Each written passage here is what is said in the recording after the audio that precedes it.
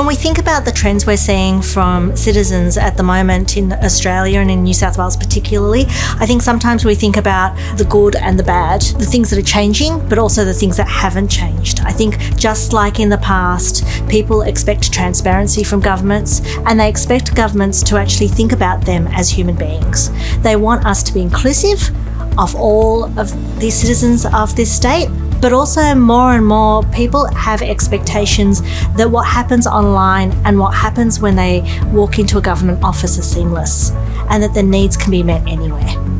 At the Centre for Inclusive Design, we work with a lot of government organisations in order to make sure that the products, services, customer experiences are actually inclusive of everyone, regardless of age, race, ability or gender, other forms of human difference. And in this state particularly, the other thing we need to think about is what happens when we think about digital exclusion based on geographical region as well. So in terms of those projects, some of the priorities that we're seeing more and more these days is rather than looking at just accessibility or just inclusion or projects that are internally focused or externally focused, we're doing more work that covers all of those areas, that looks at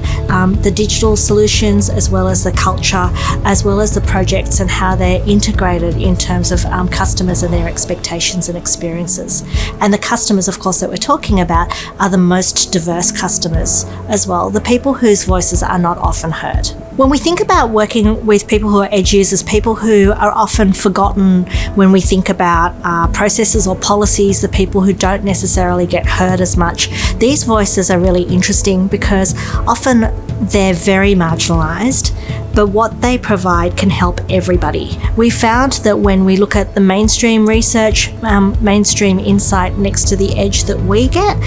that the edge actually provides the same insights as the mainstream as well as more, and also priority. So something that might be annoying for some customers can actually be life or death for someone on the edge. In an increasingly complex world, collaboration is really important for government as well as for citizens, and in fact for industry as well. The more that we work together, the better able we are to de-bias our thinking and make good decisions that don't have unintended negative consequences.